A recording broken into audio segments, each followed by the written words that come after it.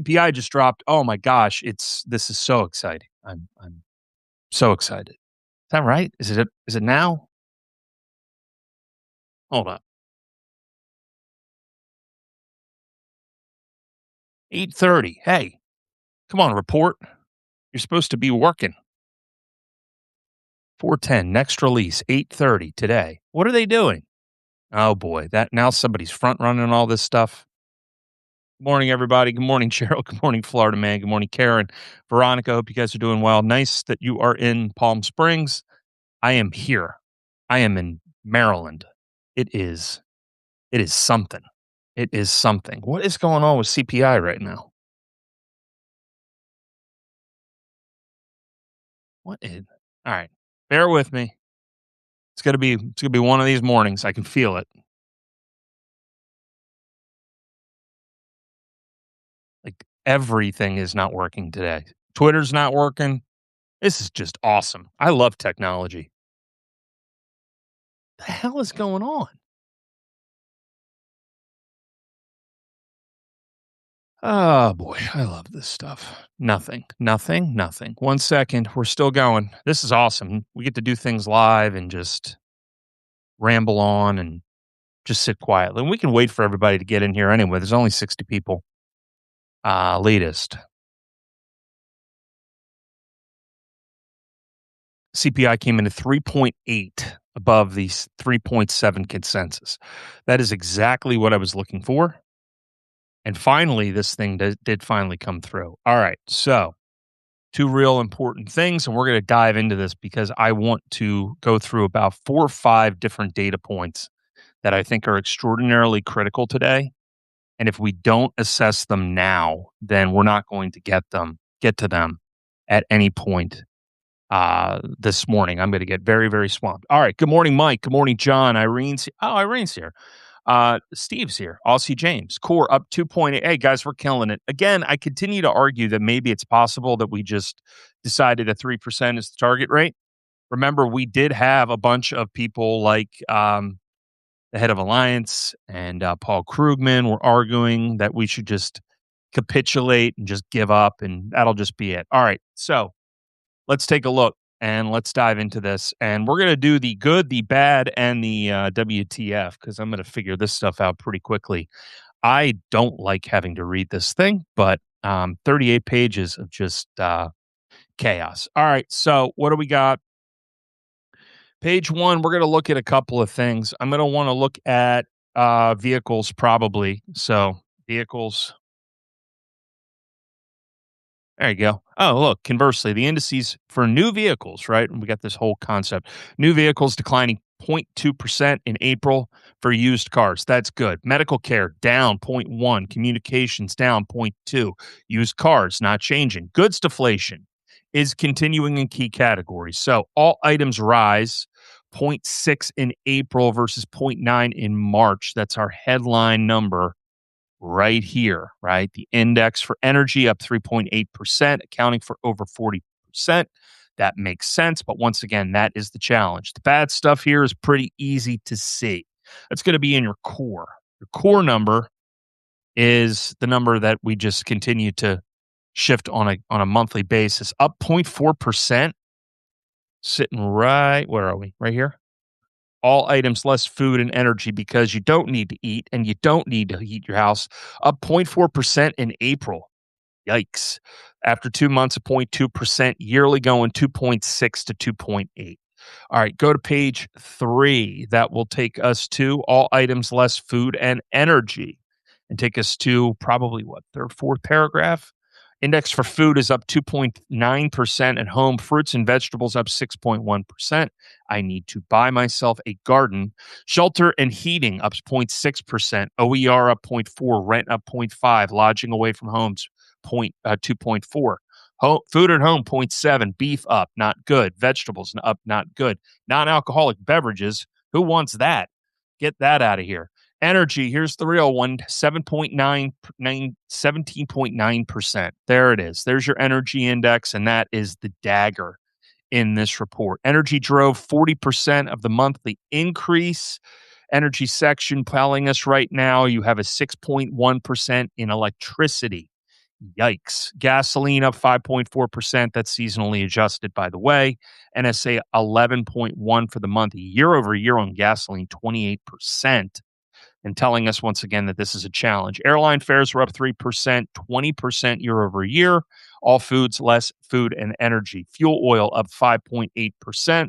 CPIW at 3.9. The biggest of all 2 months of data, October and November of 2025, are missing from the historical series because of the government shutdown. Key bottom line for today. Headline came in softer month over month, but the year over year blew out to 3.8. The core reaccelerated. Energy's on fire. What is the market doing? That's what we're here to talk about. So we have a little bit of a lower move. We have momentum, and we're not doing much, right? Not a very significant focus in any way. But I will note, if you are trading today, this is going to be a good day for VWAP. And one of the things I want to point out, because we're going to talk about this in a moment, is there's going to probably be some overreaction to any data set from retail.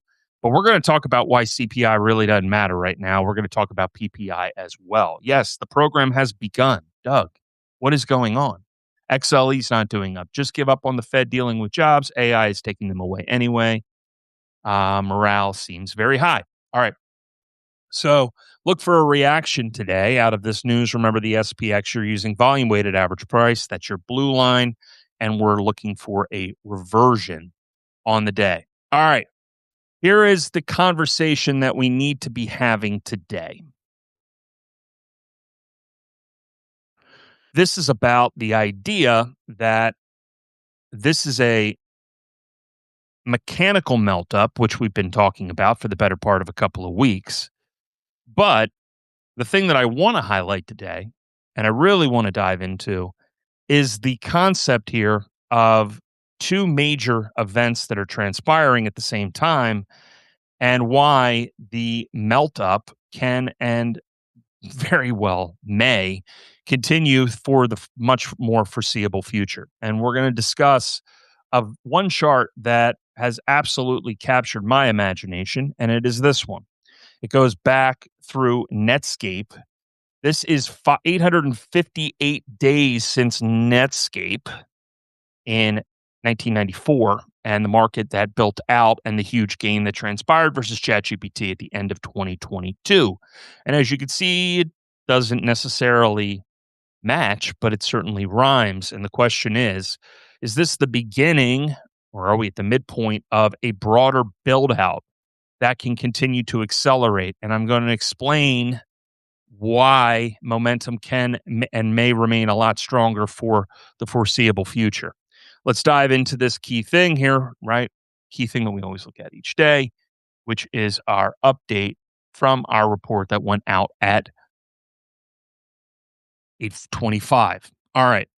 So, real quick, as you know, the daily market brief, we always talk about this each day. WTI crude currently sitting at around 100.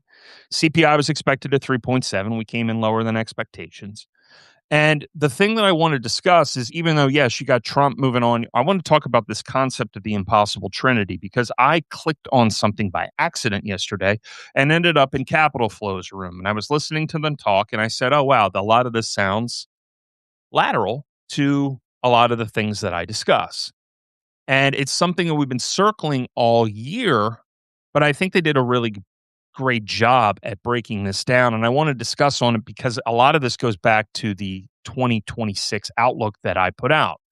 So they talked about what's known as the impossible trinity. And this is the Mundell-Fleming dilemma, or trilemma, forgive me. And it basically tells us that every nation can control two or three things at the same time: independent monetary policy, free capital flows, and a stable exchange rate. You can only have two of the three. You can only have independent monetary policy, free capital flows, but then you have to give up your stable exchange rate. So if you peg your currency to the US, you are at the mercy of the Federal Reserve.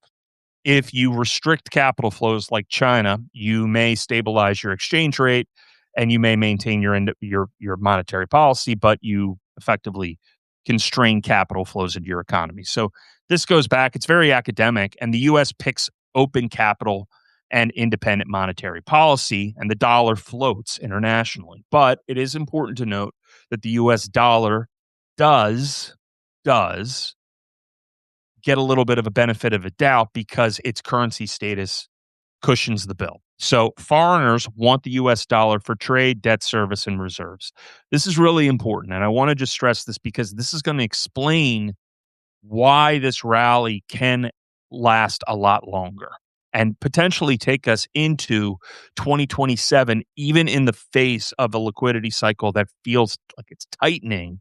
And ultimately, what ultimately happens is this could be very, very gradual and then sudden in the way that the downturn comes very comparable to 2008. But you got to get there first. So, this dilemma, which we talked about, independent monetary policy, free capital flows, and the stable exchange rate. You get two of the three, right? Foreigners need US dollars to trade, debt service, and for reserves. So that float that they have would punish any other economy in the world, the US. But the dollar milkshake theory, the concept is that people need dollars. So therefore, that dollar demand is what is utilized for the purposes of refinancing debt. That is one of the things that benefits the US. So, go back to my conversation that I had to start the year and I said, what was the number one threat? It was money leaving the United States. It was money going home to foreign markets because that unwinds leverage in the system very quickly because the support of foreign capital dissipates. So Japan capped its rates through yield curve control and they have open capital. But the yen has taken a beating as a result because that is floating. China caps its exchange rate and its capital flows, but its government ends up telling money where to go, and it absorbs an incredible amount of money through their trade surplus. This is all very technical. Going to get to the punchline. Besson is in Tokyo, Trump is in Beijing, and the ECB is more hawkish than the Fed, as is other central banks globally. We are running looser monetary policy, looser economic conditions. We have to do this. This has been a major thing that has happened in our economy going back to the 1990s. Every nation manages its own corner of this trilemma, and every decision pushes capital somewhere else in the system. Here is the punchline, okay? Right now, and a lot of commentary misses this, and this is what I think they did a phenomenal job at explaining yesterday. AI credit cycle and the liquidity cycle are possibly the exact same thing. And this is important to know. We are in a war in the United States with China over AI, and this has been persisting for a long time. We're running loose economic conditions. You have $805 billion dollars in hyperscale capex. You have $800 billion dollars in private credit flowing into data centers. You have a bunch of IPOs this week in AI infrastructure. This is not organic demand for technology. It's excess capital that's looking for the highest return narrative that it can find in markets. And the AI is the story that justifies the deployment of all this capital. So companies are borrowing to build data centers. Private credit funds are lending against the leases. Banks are funding the private credit funds. Insurance companies are routing annuity deposits into that lending. All of that is the risk. We know that. But at the same time, the underlying metric of it leads to a funding cycle that can continue to accelerate. And the point that they made is that a lot of this debt that is in the AI center, that stuff particularly around hyperscale capex, right? All of these big institutions, the Googles, the Amazons, they're going out and borrowing, but they just started borrowing. And that's what matters. They just started borrowing. You can't default on paper that you just took a couple of months ago. So the default expectations, like that's really the key thing that can lead to a major credit event. It's likely down the road, 12 to 18 months. It's not happening now. And that is one of the things where you have to sit here and you have to recognize this can go on a lot longer. And that's what brings us back to that chart. That chart is telling us once again that we can still be in the very early innings of this. And as a result of it, we have to just simply go with it and recognize that What people are saying is a credit bubble may not even be there yet. We may be 12 to 18 months away from structural increases that ultimately take us to an even more irrational place, even in the face of higher inflation and all of the concerns about the economy. Because again, a lot of this is being driven through centralized mechanisms, through debt issuance, through treasury action, through things that the Federal Reserve may or may not be doing. And it is mechanical buying. It's not based on fundamentals in any capacity. A lot of people continue to see this. The broader point here is companies are borrowing to build data centers. Private credit is funding it. Banks are it's a credit expansion. So what breaks the AI credit and what reverses liquidity are one question with two faces. And CPI becomes the wrong thing to get all excited about. And instead, we have to focus on this chart. The NASDAQ change after the release of Netscape to the dot-com high on March 10th, 2000, forgive me, March 10th, 2000 was 155%. The NASDAQ change in that period was 129% in the same 58 days. The trajectories are tracking. The ChatGPT era is about 26 points behind the Netscape, but it's following the same arc. And the Netscape rally ran another 500% from the point we are at right now, right? So it doesn't mean it ends the same way, but it means you need to respect the pattern and understand that the structural risks underneath this rally are different from the last one. The leverage is institutional, the flows are mechanical, and the unwinding when it comes would not likely be a slow bleed. So the big question is what actually cracks this? And that's my job. My job is to focus on the risks. But again, we have built the tool that is necessary to help you monitor flows because that's basically all you need to watch with our capital wave number. But pay very close attention to what ends the melt up. The first goes back exactly to what I was talking about, and they noted this as well. The dollar weakens, and the dollar weakens so much that home currency has to return, right? Home currency returns go negative.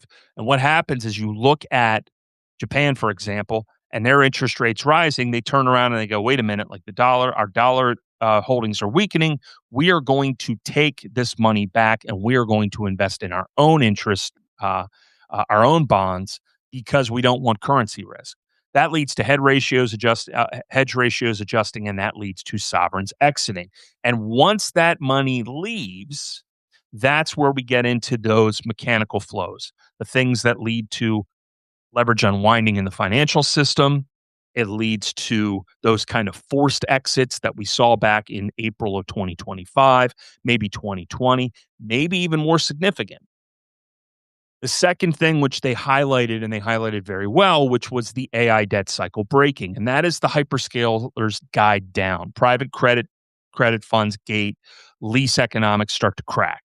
Now, the FSB, the Financial Stability Board, has flagged this. Barr warned of contagion. Diamond said a credit recession would be worse than expected. But once again, a lot of this borrowing, a lot of this credit is new, right? Not on the private credit side necessarily, but certainly new paper that may be coming out. And again, you got $1.1 trillion in credit expectations for next year. The third thing is a black swan, and we can't predict what that is. We can only guess, but hey, it could be a sovereign debt crisis. It could be the end unwinding that cascades. Remember, we had that big event that happened in or August 2024 that came out of nowhere in a lot of ways, and that was the end on carry trade unwinding quickly. It could be Hormuz closing or the escalation of the war. Those are more gray swan type events, but it could be a plumbing issue that nobody really tested. Scenarios 1 and 2 are the same scenarios from opposite ends. It's just different focus on the plumbing itself. So, as we move into today, right? That is not big enough to actually impact that? What you're talking about, it's a very good question. How does data centers build out blocked by local communities play in? That is very micro. That is a very micro question. So it's not yeah, I mean, the question is of whether or not can they build. If one of the things that we worry about on a consistent basis is that you have it's not just here in the United States. If you go abroad and you're looking in places like Scandinavia and you're trying to build out there, environmental reviews are 60 days, and it really only takes one citizen to kind of hold up the process. But it's not like there's an incredible amount of land. You can do a ton of this in the Bakken. You can do a ton of this in other regions around the world. Down in the Permian Basin, there's going to be enough space for a build out.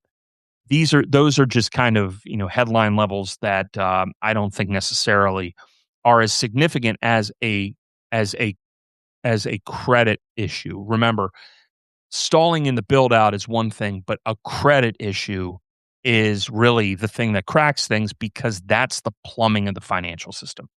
And the plumbing of the financial system is always more of the risk than the supply and demand elements or the land elements. Let me give you an example of this, and this is why I think this is such a good question, and why I want to provide my opinion on it. Let's think about the housing crisis in 2008. It isn't the fact that there isn't, there was too much housing being built, and we did get that one line out of former Federal Reserve Chairman Greenspan, who said, "Take all of the excess housing and burn it." Right? That's a supply and demand issue. In the United States, we don't have enough zoning opportunities to get multifamily here in the United States, right? So that is a major issue that impacts price at the local levels. That's an issue that impacts housing companies. That's fair. But the reality is the problem in the housing market, the big fundamental problems in the housing market go back to 2008 or anything that happens here is really tied to credit. It's not tied necessarily to the supply and demand and the lumber land and whatever the third L is. I'm blanking on it at this moment. But yeah, those are important things. But it's the plumbing of the markets or the bets that are made in that market with MBS that could potentially lead to those broader problems. And you have J.P. Morgan and you have other groups that are already creating CDS so that people can make side bets, and that is problematic too because the exponential element of the bets that are made on top of existing bets on the underlying loans, that creates a whole other animal. And that was one of the key lessons of The Big Short. Now we're nowhere near that, but AI is significant, and the amount of spending and the amount of capital that is tied to this, plus the roots in GDP, plus the amount of government activity to try to spur this is problematic. And this is one of the reasons why we get compared to the railroads. We get compared the railroad bust, boom and bust. These are major credit expansion events. And I think everybody in this environment, what's very interesting about AI and what's very interesting about this build out is that everyone, and I actually like this, everyone is now an expert on financial crisis.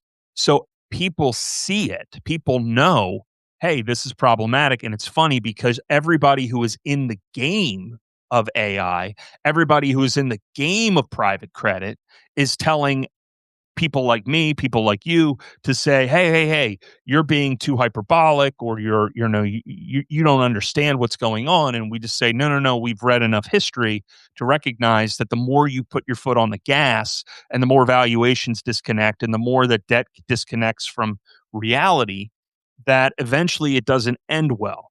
And in this environment, people are paying attention, I think, more than they ever have in the past. I don't get the sense right now when I look at this AI boom.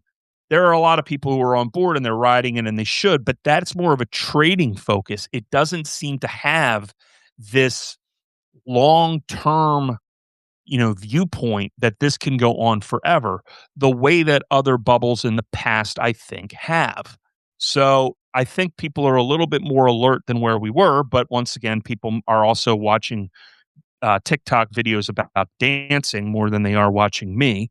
So, that is what it is. But I'm just going to point out the key thing here is this would be a credit event that is most likely going to end this. It's going to take some time and it can last a lot longer than any of the bearish videos and bearish statements that you hear on a day to day basis. Because once again, the plumbing of the financial system has been retrograded and has been refitted and has been pushed us in irrational and illogical ways. And I do pay attention to what happened at the end of the 1920s, and I do pay attention to what happened at the end of the 1990s because there are a lot of similarities. But in the process, momentum remains strong, and this can and will continue until it breaks. Okay, call it a house of cards. You can call it a lot of things. All right. So Gene Epstein's here. Good morning, Gene. All right, so more cautious heading into the bell. I just wanted to point this out. We did have a little bit of some things going on this morning.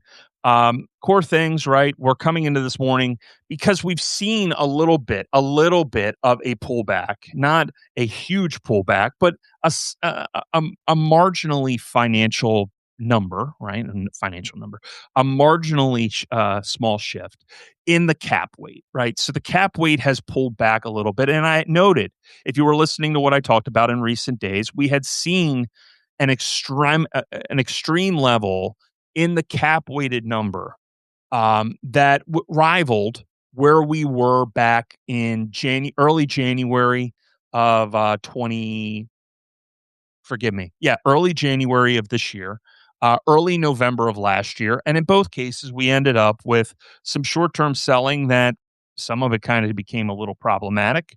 We did see some negative momentum turns that had transpired.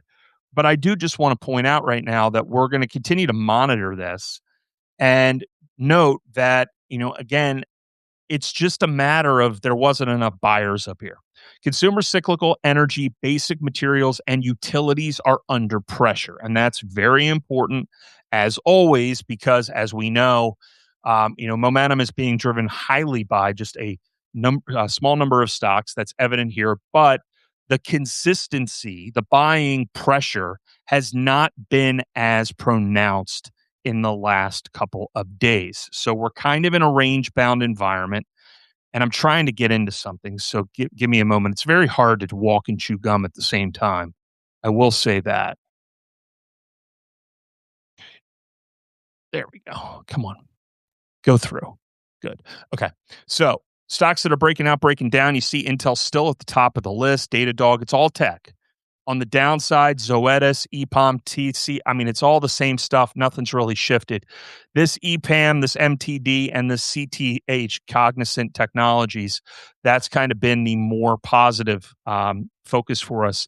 On the sector side, this market is starting to crack a little bit on the technology side.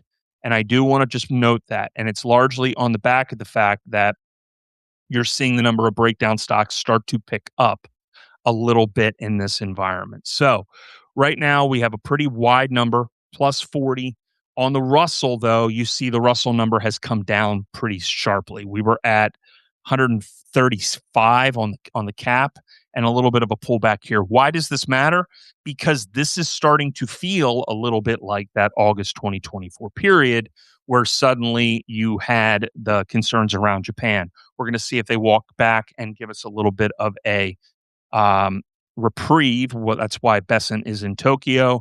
But for right now, we're paying attention to the plumbing and we're kind of going from here. So there is some caution right now. CPI will obviously play a role, and we're watching the tech names for the moment. All right. So futures lower. The Xi Summit is the biggest catalyst in the world. We don't guess, we just react to it.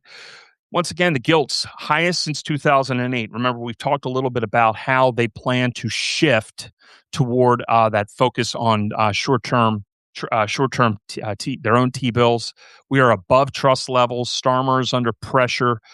Big shift once again in politics in England and the UK in recent days.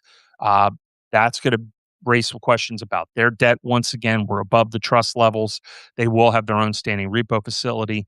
U.S. is propping up the economy, Japan, Gulf, and swap lines, more credit creation. That is inflationary. It is very clear that they are letting the inflation run because they are more concerned about stability than they are inflation. Again, buy the stuff you can't print more of. Gold and silver are getting a hell of a bid right now.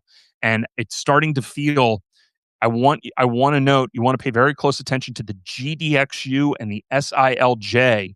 The GDXU is currently trading right above its 20-day moving average. If that can get back above its 100-day moving average for the GDXU, that's going to be very bullish for gold because that's going to represent some technical breakout, and it also will help give us a little bit of optimism that institutional flows are going to start picking back up here. So watch there. SILJ is your silver line in the sand, and that has been breaking out in recent days because, once again, silver is getting a nice little run. It's pulled back a little bit, but we hit, I believe, 88 yesterday for just yeah, there it is. There's your high, 88 heading into this. Now, obviously, metals are selling off a little bit this morning because of the CPI number, but overall, the expectations still look bullish. All right, on top of this, let's look real quick here and make sure that we continue to focus on buying the stuff you can't print more of. Again, all roads pointing to more monetary inflation. 3 of the 4 things are flashing. We are going to note this. And again, this doesn't mean that it is going to be a long-term sell-off. It doesn't mean that there is some bigger, crash metric on the horizon. We just followed the flows. I made the bull case for the expansion of credit and the ongoing interventions by Treasury, the Bank of Japan, and the U.S. Fed. But we have to be cognizant of the fact that the VIX has broken above the descending channel that we talked about. And this is the first time since April 8th. That's in the report that we put out this morning. Follow through this morning. The FAZ is moving higher. And the FAZ is one of the things that we're watching on a consistent basis because, once again, the FAZ is the banks. And what is it telling us right now? Something is up somewhere in the banking sector that we have to be a little bit aware of. And it's not going to be in the regional banking space. The KRE is still holding okay. It's not necessarily under that 100-day moving average, but this could be private credit. This can be Japan. This can be bonds. This can be any number of things. The FNGD is still melting down. So there's still a lot of money concentrating in those big equity names, the Mag 7. But the FAZ crossing that 8 and that 20, that's very important. We just want to be aware of the potential dangers there. This would likely be a shorter term type of impact. It's an opportunity right now to sell calls on top of existing positions, to play a little bit of defense, right? Playing defense, taking gains. You just had a big rally that just persisted for a couple of weeks. Don't be afraid to take gains, but be aware. Volatility's picking up a little bit. We're going to see if this holds that channel. The FAZ is confirming. The OILU is waking back up. That's good for energy, and it's a squeeze on everything else. And of course, the FNGD is our anchor. If that starts to break out, if the FNGD starts to wake back up and gets above its 20-day moving average, then we're going to obviously be a little bit concerned in the short term. But right now, the long-term case here, AI continue to expand. That does not negate these kind of short-term moves that we have seen. Go back to what we saw in November of 2025, October 2025, these short-term downturn events that happen before there is ultimately some sort of monetary event. We're watching those key things. Again, the difference between the short-term and the long-term is significant. We are losing breadth. Once again, same issues that we had as before, the S&P 500, the NASDAQ, and the Russell. The cap weight remains where it remains, but semis, 22 of 23 winning sessions. Micron had another huge day on Friday, the 15th all-time high of the year. Only 52% of S&P 500 stocks are above their 50-day moving average. The index is still 7.7% above its own, so breadth is thinning. That is concerning. This is a time to just, again, be a little bit cautious about how everything is operating. We're starting to see technology weaken a little bit. I want you to pay very close attention to the TECS. And the TECS is the inverse ETF for technology names. And once again, if that starts to wake up, we have a bigger issue at hand. This is what we want to be watching for the next couple of days. If this breaks above its 20 and all of those other things start to crack, well, then we're going to get the hell out of the way and we're going to just start to reposition accordingly. On top of this, remember insider buying has been relatively unstable. Not a lot of buying. Gene DX WGS was the biggest buy. Not a lot of insider selling. I'm going to walk through tomorrow because I did spend so much time talking about that longer term liquidity focus. We're going to talk about 13Fs. We have 13Fs that arrived this week. 13Fs are important because, once again, this is the purchasing of the names like Ackman and Berkshire and everybody else, Duquesne, and paying close attention to what they did to start the quarter and whether or not they still maintain that conviction heading into the back half of the year. Fed reserves kept running past mid-April. Treasury buybacks are continuing. The NFCI is still easing. But once again, that private credit thing that I focused on yesterday, a lot of leverage, a lot of regulatory concerns, and containment issues. CPI was today. The Trump summit is tomorrow. This week, rare earths trade, Iran, Taiwan, all of that on deck. Besant's in Tokyo. We'll see what we get out of that. That VIX broke above that channel. 3 of the 4 charts are flashing at us right now in a short-term environment. 13F filings come Friday, and we have upside incremental, but the downside is not. So you want to know your exits. If we start to break above those key moving averages on those inverse ETNs, then yeah, this can get pretty ugly pretty quick. Those are usually 3 to 5% type of moves. And then we start to see some sort of accommodation or some sort of action that ultimately leads us to a little bit more of a happier time. All right. Why the FAZ and not the FA? You can do either way. It doesn't matter to me. But I watch the inverse ETNs because I'm looking at the flows. I'm looking at I'm looking at the MACD on that. I'm looking at the RSI and the MFI. I just I just pay more attention to the negative ETFs because largely that gives me a little bit of a reflection of whether people are hedging or not. All right. I know it's like drinking out of a fire hose. I apologize. I don't know how to do it any other way. I have to go back at times to try to break it down. There's a lot of information that I try to condense into, 40 minutes. If you have questions, ask. I'm more than happy to go back. I'm more than happy to take any of the concepts that we talked about today, turn it into the money printer article to answer questions as well. Again, this is really just about recognizing that we are in the middle of a very unusual credit cycle. We have a continued AI build out. We have this continuation of trend, and it may very well be comparable to where we were in 2021. And I think it's important just to stress this. I know that Hal has talked a little bit about this. He said that we're kind of in part 3 of of the cycle itself.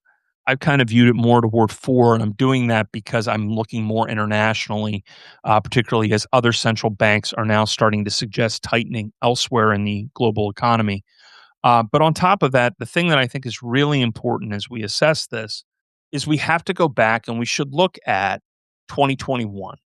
2021, this market absolutely blew the top doors off in 2020, right? The Treasury Department, or forgive me, the Federal Reserve prints an ungodly amount of money out of the sky, and everything that isn't nailed down goes up. Names like Peloton, companies that had no business, in terms of their fundamentals, reaching levels that they never reached before. The thing that happened in 2024 or 2021 that is so unique is we go back and we look at a stock like um, ARK Invest, right? So ARK Invest, ARKK, is the brainchild of Cathie Wood. ARK Innovation ETF bought into all of these technologies that were expected to, benefit from anything from AI to at-home stocks to a lot of focus on Tesla.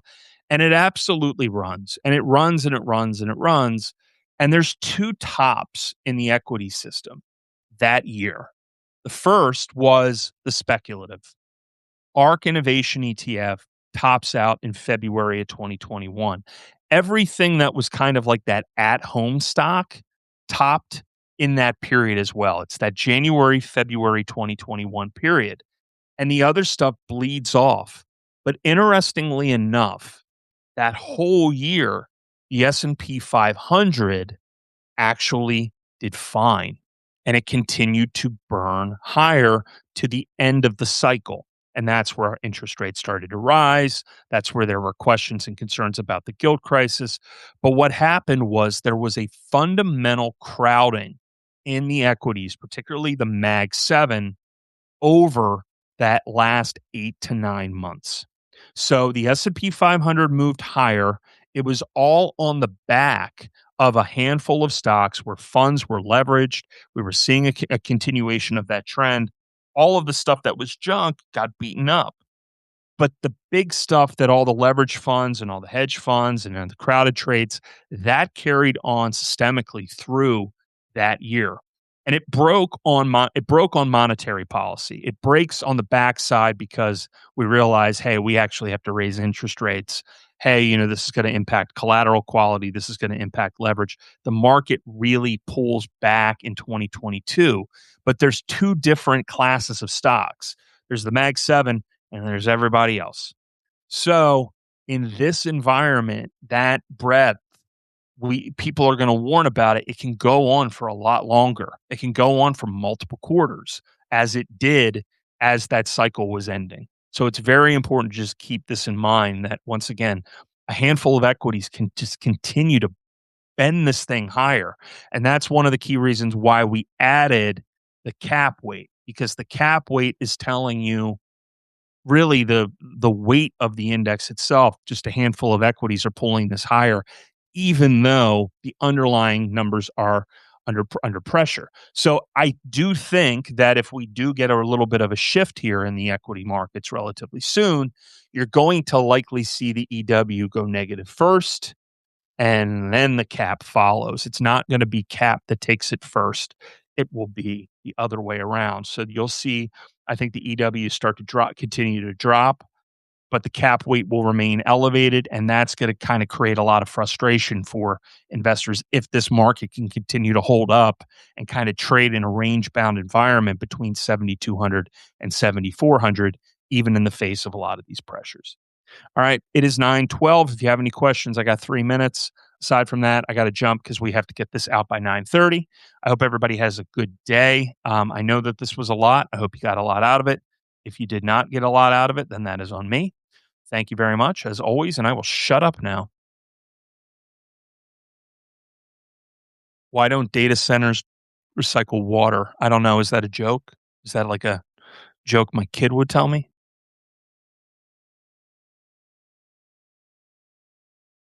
Why is 6 afraid of 7? I got that one this morning because 7, 8, 9. You got me.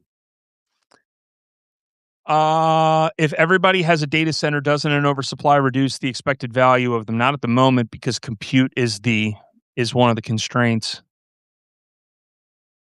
I mean, the second that somebody announces they're going to announce a data center and they have a good reputation for building them, the hyperscalers are already banging on the door saying, "Hey, we need that compute, that sweet, sweet compute." Thoughts on SOI? Is that a band? On what?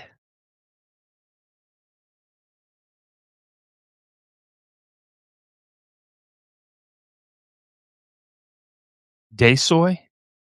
What are you asking me about? What are you asking me about, Levi? SOI.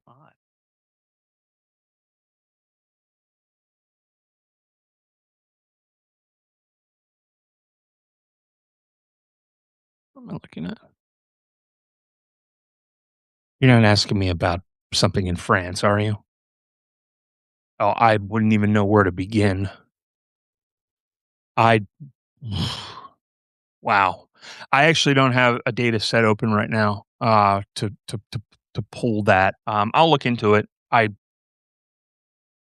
Yeah, that's not a name that you're it's like asking me to talk about, Motorola. I'll look at it though. CAG seems cheap. Yeah, don't rely on that dividend. Be very careful there, Jerry, because once again, margins on food are going to be problematic. What do I do if I had a windfall recently? Share it with me. Um, I think go back and go back and read some of the postcards articles we've discussed, and look at a lot of the stuff that is tied to pipelines, choke points. Um, you know, if you had a good windfall, it's a good time to continue to play structural defense. You don't have to go out on an all-out assault trying to buy up technology names. I would focus again. I like pipelines. I think it's good to invest in stuff that's going to potentially give you something that will hold above inflation, or potentially a total return in the 15 to 20% range. Caterpillar's got a lot more room to run. It's part of the bubble. I mean, it's wild, but it's definitely got room to run. And just keep a tight stop, $900. Watch the MACD. The MACD is currently at 43. So it's still humming, but I would be just note if you're asking about Caterpillar. Key thing with Caterpillar is, here is the momentum flip here. We rallied and then we sold off. This is all war related. This is the bottom. This stock is nuts. 665 to 916 in a month and a half. Ugh. PE ratio 45. Yup. It's got momentum. Momentum creates momentum, but I would be cautious when that MACD, you see that 12, you see that crossover. That's where you want to be defensive. Yikes. Would I buy Boeing? Nope. Famous last words for me too. Watch Boeing have like the run of runs. Look, this has become a momentum stock very clearly, right? Momentum switch signal was in December. We ran. Here's the start of your sell-off right here on the 28th. It's your MACD. You're stretched. Boeing for the long term is interesting, but I mean, these metrics are wild. Price to book 31. I mean, they're just pumping money into this. So I would sell put spreads on Boeing. I would look to potentially try to buy it in the 200 range if I could. That's probably the cleaner way. Moo? No. Oh, no. I don't like I love John Deere. I mean, there's no doubt about that. And I like ADM, and I don't see the point in buying an ETF around agribusiness when you can just trade momentum on the underlying equities, right? That's a that's a huge component of this. Like ADM, we've been selling put spreads on. I would rather just try to trade it mechanically. I like Bunge. I have no problem there. John Deere is a fantastic company. It's just a utterly fantastic company. It's one of those capital appreciation companies, high return on invested capital, does everything the right way. Um, it ebbs and it flows. It has its good months and its bad months, but continuation to trend, and it continues to run higher. I'd like to visit the elements that allowed the U.S. to wipe out debt after World War II, and is it still possible? The elements that allowed the U.S. to wipe out debt was just deflating. It was deflating the currency. Yes, you should be nervous at 4.43. You have a list of pipeline stocks. Yes. Energy Transfer, Enterprise Product Partners, MPLX. EMO is a closed-end fund. EMO, it's called the ClearBridge Infrastructure Fund. Williams is good. I mean, look, long term, this is the stuff that's going to deliver the electricity to the places. Can't offer you in custom advice on anything. Apologize.